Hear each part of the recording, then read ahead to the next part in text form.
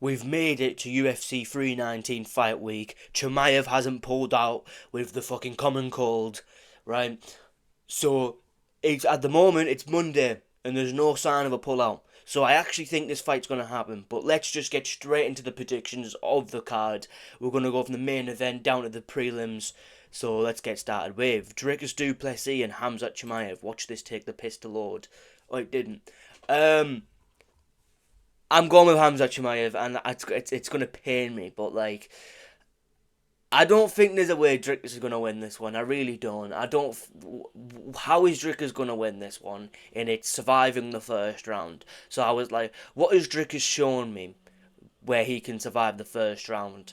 And it's like he was getting controlled by Brunson, and I feel like he's gonna try and strength out of positions and give up his neck, either it's a Dars choke or it's an RNC, a rear naked choke.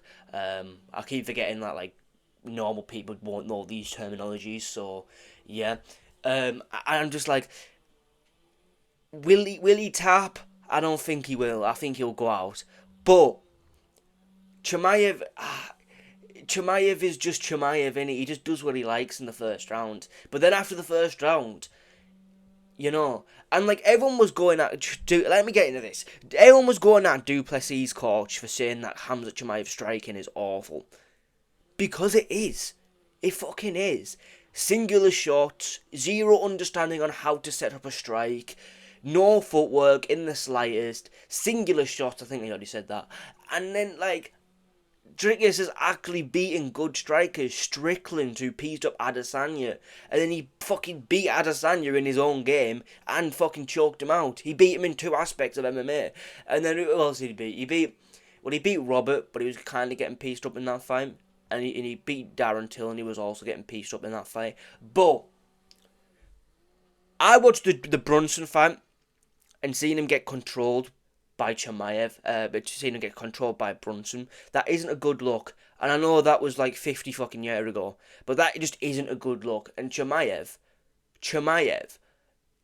he's probably the best wrestler in the sport. If you ain't going past round one and you want your best round one grappler, it's Chimaev. It's Chimaev. And people say Khabib. Khabib wasn't doing this to people. Khabib wasn't doing that. Chimaev's the best wrestler in the sport, so if Hamza Chimaev somehow manages to, like, if Dricus somehow manages to survive Hamza Chimaev in the first round, I think it's 100% chance Dricus wins.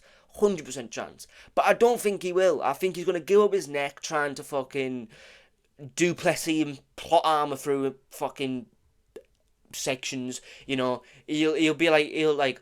One thing I've noticed with Chimaev, he kind of shoots the main takedown, and then he'll try and convert to the chain it to the back. Um, I feel like in them positions, I feel like Dricus is more just gonna try and just like strength out of them because he's fucking huge. And I feel like if there's anyone to do it, it's Dricus because he has some of the best game plans. But nah, I'm trying to like justify a Dricus pick here, but I can't. I really can't. Chimaev first round submission. It'll be very exciting. And then the minute it's all done and over, and we've watched the post fight press conference, we'll be like, well then, and then we're all underwhelmed. But now let's go into the co-main event because I've got some shit to say about this one. Leroy Murphy versus Aaron Pico. Now I'm going with Leroy Murphy. I don't get the hype. Is he the favourite? Is he the favourite? Oh, there's no odds. But I saw somewhere that he's like a fucking massive favourite in this fight.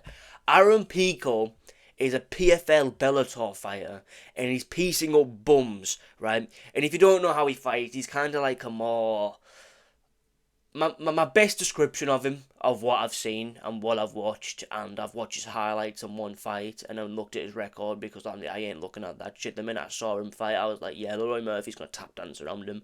But my best description of him is a more sloppy Ilia Topuria with good wrestling. But Leroy Murphy, right? Listen to this. Leroy Murphy, he is good. He is good, right? And I feel like that's the one thing we go into him. Is he boring? Absolutely, he's boring. Is he probably on roids too? I ain't gonna throw out accusations, but his team are very suspect. That's all I'm gonna say. Aaron Pico as well, he's on roids. Also, another thing to say about Chimaev, right? If he somehow is managed to able to grapple the way he is past round like 1, he's on roids. I can get round 1 and 2 without gassing out, but round 3, 4, 5 like that, he's on roids too. But yeah, that just reminded me. I wanted to say that. But yeah, Aaron Pico, he's fought a bunch of bums, and now he's going to be fighting on the main stage. He's going from a Bellator arena, which is like, I don't even know how many people are actually in that sort of arena. But he's going to go from, like, I don't know, 500 people maximum to now fighting in a fucking 1,000 to 2,000 capacity arena as a core main event on one of the biggest cards of this year. Because you need to think about it. Chimaev has 10 million fucking followers on Instagram. Dricus du Plessis is always that fucking guy. I think he's got a few million. Now he's fighting against Leroy Murphy, who's ranked... What is he ranked? I don't like how I have to do this to see. He's ranked 6, right? So he's almost top 5, right? You are fighting the top 5, essentially, in the division. On the biggest card of the stage. Biggest fight of the year. Core main event, right? I don't get this shit. And as well, you got to think as well, like, Leroy Murphy wasn't in fight camp, but as well as, like, you got to think, if you're truly wanting to be a champion, which I've seen his interviews, he seems like he wants to be a champion. I wouldn't get it why he's in the sport if he didn't want to be a champion. So I'm going to assume he wants to be a champion. So my guess is that he's in camp all year round, right? So he doesn't have to get in shape. And Aaron Pico as well, he kind of wings shots, man, but he is good. Like, I think he's, like, just outside the... Like, I think he'd beat Dan Ige, put it that way. I think he'd beat Dan Ige. If he was fighting Dan Ige, I'd choose him to beat Dan Ige. Yeah, like, even like a Bryce Mitchell, if he was still at 145, I'd choose him to beat, like, those guys, but... When we're choosing the top 6 in the division and it's UFC and you're coming over from Bellator, which we know is not a good thing, I ain't choosing you. I ain't falling for that shit. I'm not falling for that shit ever again. And I never did to begin with. Who did I fall for? I know I fall for one. No, I never. I chose Pantoja against Kai Shakira. I chose Mario Bautista against Patchy Mix because I thought Patchy Mix was overrated, and I thought Aaron Pico was overrated. So now I'm choosing Leroy Murphy. I see a trend there. They all lost. I see another trend. He's going to lose tomorrow. This weekend. Why did I say tomorrow? But yeah, Leroy Murphy via decision, obviously. Do I even have to explain this one? Do I have to explain this one? He's just going to tap dance around, and yeah, it'll be a very close decision. Yeah, and then he'll start screaming Manchester at the end, putting like, I was going to say us, even though I'm nowhere near Manchester, but yeah, putting us to shame, even though I'm nowhere near, I'm from like literally the other side of the map. But yeah, onto the feature fight, which is it? Oh, I thought it was fucking Cannonier. Oh no, they've switched it around, alright. So we got Jeff Neal and Prates. I'm not going to lie to you. If this is a 5-round fight on like a fight night or a co-main event of a fight night, I'd be choosing Jeff Neal. But because it's a 3-rounder, I think it gives Carlos Prates his edge. Like, if it's a 5-rounder, I'm choosing Jeff Neal because I think he's criminally underrated. And I think his boxing is some of the best in the division. He's had good performances against like Shavkat before getting choked out. It was a very close decision with Ian Gary. Right, he did better against Ian Gary than fucking Carlos Prates did, literally just looking at him while bouncing his fucking knee up and down in front. 0 strikes for the first fucking 3 rounds. But I feel like he's going to learn from that. He's only young, I think he's still in his 20s. And this is my decider on if Carlos Prates is worth the fucking hype. Because that performance really fucking made me hate him. So, if this is a 5-rounder, I'll be choosing Jeff Neal. But Carlos Prates, I'm going to go with Carlos Prates. And I think it's going to be a war. I think he's going to rock or maybe drop Jeff Neal in moments. But I think in general, I don't think he'll pull him out cold. I don't think Jeff Neal's ever been put out cold. I think... No, he's never had. But I think it'll be a very close... Not close, a competitive fight. But a very clear 2 rounds to 1 in Prates' favour. I think he'll drop him or rock him a few times. Or rock him once around. I can definitely see him dropping Jeff Neal. But Jeff Neal has an iron chin too, so that needs to be mentioned. And Jeff Neal, the problem with Jeff Neal is that he's like, he has good boxing, but like, and he is kind of the style to beat Prates. If you look at his previous fights, and I could definitely see him doing. Like I said, a 5 round, I'm choosing Jeff Neal, no doubt about that. But my main issue is that he literally has the most basic footwork in the fucking division. It's forwards, backwards, and then follows them. So I'm not really going to explain following them. I don't have to. But the most basic footwork in the division. I know Carlos Prates doesn't have the best footwork, but he sets up his hands better. So, like, what he really does, and I remember this from the fucking Ian Gary fight, he'll use his rear side kicks, and I think he's a southpaw too, so he'll use his left kick, his left knee, his left hand, his left elbow, and he sort of twitch that side of the body to try and set up shit. And I think, even though Jeff Neal is, I saw a comment on one of these my fucking Twitter that said that Jeff Neal's one of the worst fighters in the division. What fights are they watching to get that assumption, man? He's fucking good, man. I actually like Jeff Neal. I think he's been very overlooked in this fight. I feel like people are just going, yeah, he beats him. I don't think it's going to be that easy for him. I think it's going to be a war. I think he's going to get dropped a couple times. He could drop Prates. Are we forgetting that Prates was getting rocked by Ian Gary, who literally has zero pop? Are we forgetting that? So I think with Jeff Neal, honestly, if we talk about KO power, I think Prates is one of the hardest knockouts. I don't think there's much difference between Neal and Prates, but I think I'm pretty much just hating on Prates at this point. I am going with Prates via decision, a very close decision. It'll be a war. I think this fight will get fight of the night. But yeah, that's my prediction on this fight. Anyway, moving on to the next fight. Jared Cannonier versus Page. I so wanted to choose Cannonier, but Cannonier doesn't shoot. And I know, and he's kind of dumb, low IQ too. He's kind of dumb, low IQ as well. And I was watching the Adesanya fight. You gotta think like similar dimensions. He's 6'4". He's not 6'4", but 6'3", 6'4". You gotta think Adesanya, Michael Venom Page, long rangey guys. Apparently both fucking 6'4". Do you believe that? I don't believe that. He looked. Adesanya is literally lying about his height. Like, he looked fucking 6'2" against bloody Dricus, so he just isn't 6'4". They're just lying. But I was thinking about choosing Cannonier. He's a big dude. He's an actual 145er, 185er. But then I was like, he doesn't shoot takedowns. He's very slow. He's very mediocre. Throws one strike per minute. Michael Venom Page is just going to ball this fight out. I really do. I really think he's going to do that. I don't think there'll be no cool finish here. We've seen that with Michael Venom Page now. He had one good performance against Kevin Holland, who kind of stood in front of him and let himself get just hit with shots. But then after that, what he done, he got fucking mauled by... I'm not saying mauled because I can't even remember the fight that well. But like he got beat by Ngari pretty clearly. And then after that, he fucking... who did he fight? Sharon Magomedov. And Sharon Magomedov is so mid. So yeah. But yeah. Michael Venom Page. I'm choosing Michael Venom Page via decision, and I think it'll be kind of boring. Yeah. And what'll be really funny if Michael Venom Page and Dricus go at it, because you know Dricus is going to mention his dad. But yeah, and if you know anything about Michael Venom Page's dad, I'm going to leave you to Google that.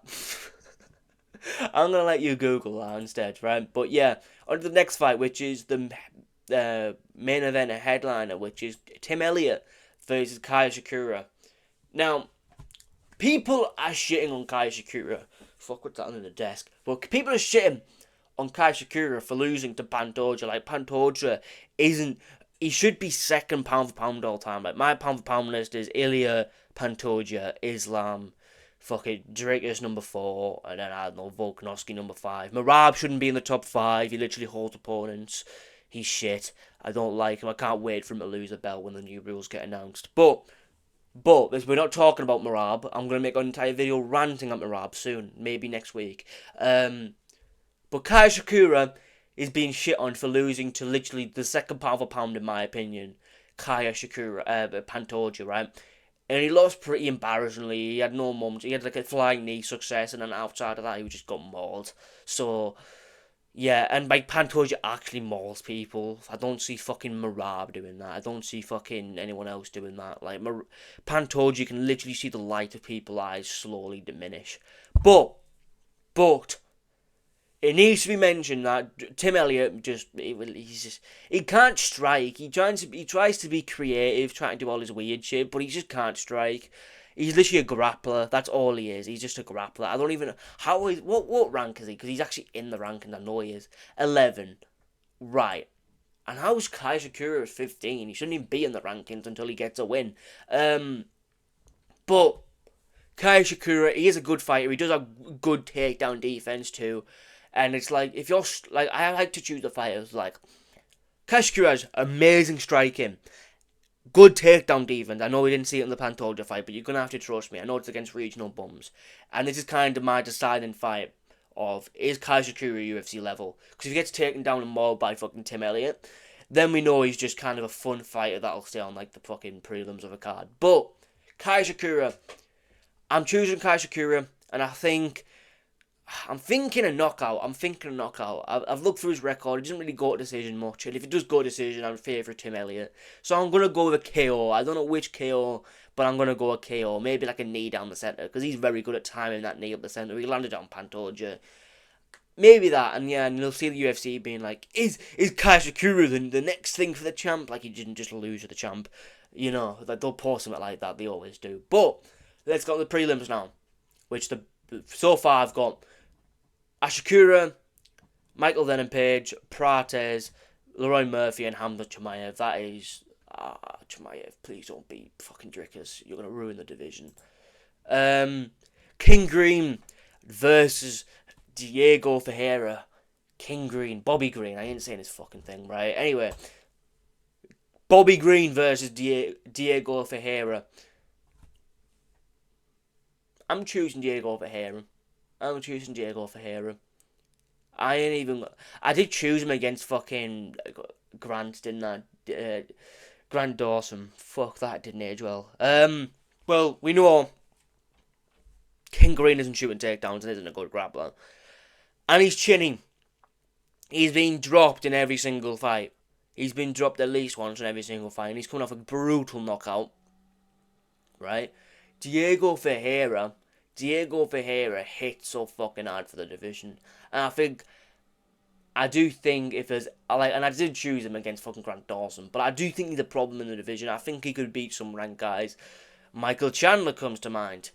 But I could see King Green just have, King Green having his, like, comeback there, but, like, nah. I'm going with Diego Ferreira. It's a safe pick. I'd even put a lock on this, and I'd go with, like, a second round knockout. Maybe a decision, a pretty obvious decision. But yeah. Moving on. Gerald Meerschaert versus Michel Fuck, I can't pronounce that. Every time I see his name, I can't pronounce it, but I see other people say it with effortlessly, and I'm like, what? But yeah, Gerald Meerschaert is like the slowest fighter in the division. He's so fucking slow. And he recently said Khabib is better than GSP, John Jones, and Demetrius Johnson. So I already don't like him. I did like him, I don't now. Michelle fucking hell, I can't even say his name. Michelle, right? Right, fuck it. He's now fighting with his fighting nerds. I forgot what I was going to say there. Fighting nerds. He's now fighting with the fight. He's now training with the fighting nerds. The fighting nerds kind of have all around them now. I know Prates just lost, but Prates is fucking, we just, I feel like with the fighting nerds, we always forget about the ones that are losing. Have you noticed that?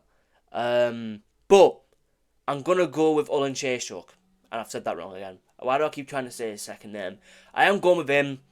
I think Gerald Meerschaert is pretty much just a fucking...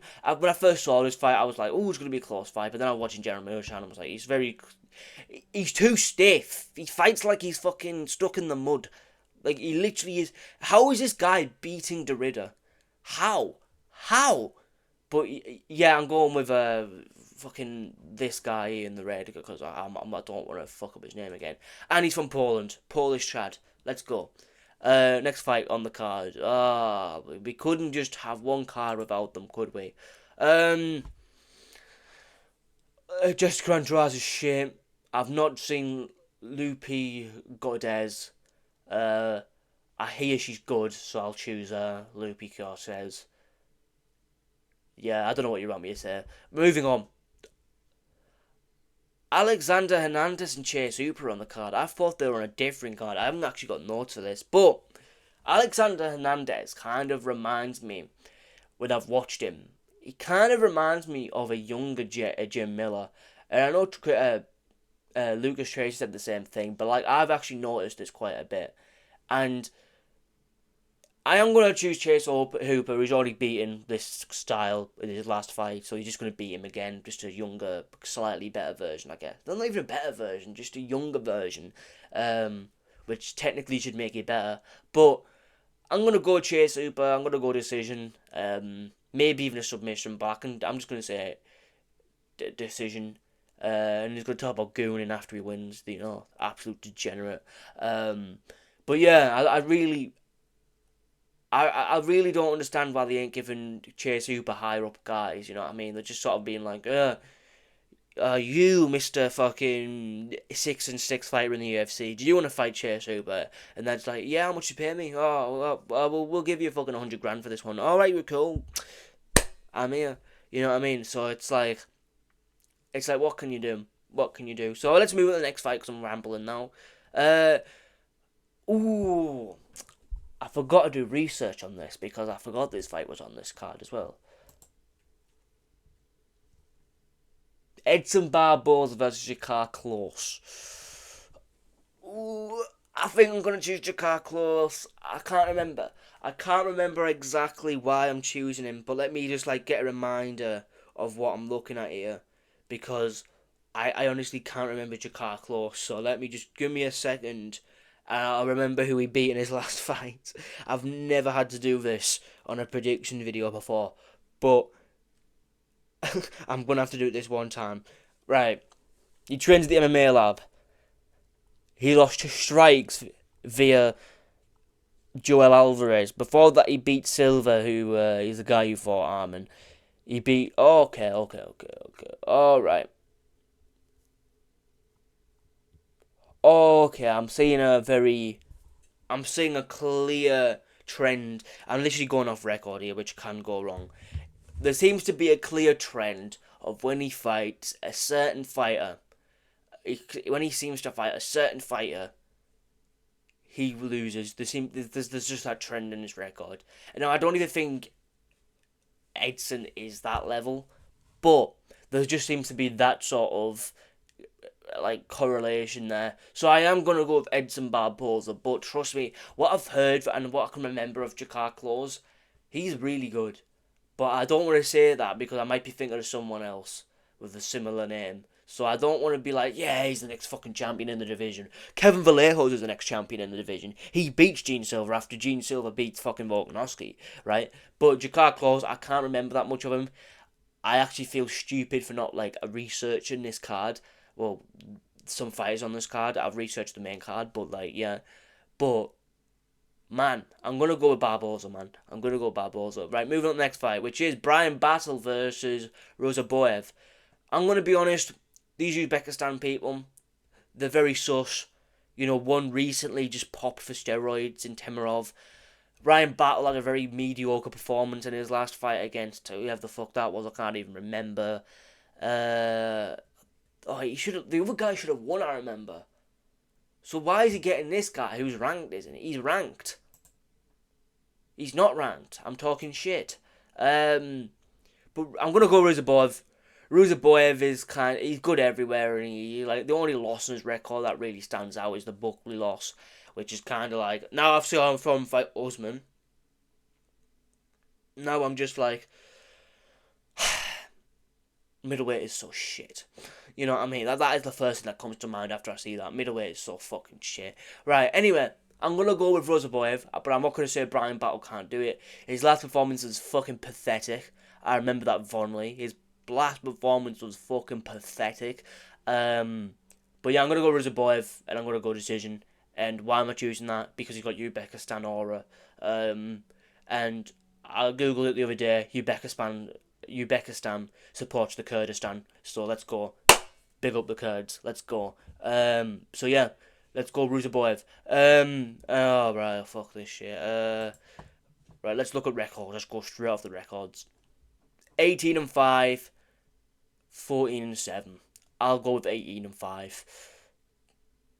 Yeah, this is how I do it now. This is how I predict fights. Right, anyway, we're going with Silva, Ruzaboyev, Barboza, Hooper, Godinez, this fucking guy, Ferreira, Shakura, MVP, Prates, but I really think this could go either way. Jeff Neal is so under fucking rated, man. Like this guy beat Bilal Muhammad before Bilal Muhammad was cool. You know what I mean? Like when Bilal Muhammad was cool. You know, this guy beat Bilal Muhammad before Bilal Muhammad mauled fucking Leon Edwards. It was a close fight with Leon Edwards, but we don't talk about that. But moving on, we're going with Ryan Murphy via decision, and then we're gonna go with Hamza Chimaev via first round submission.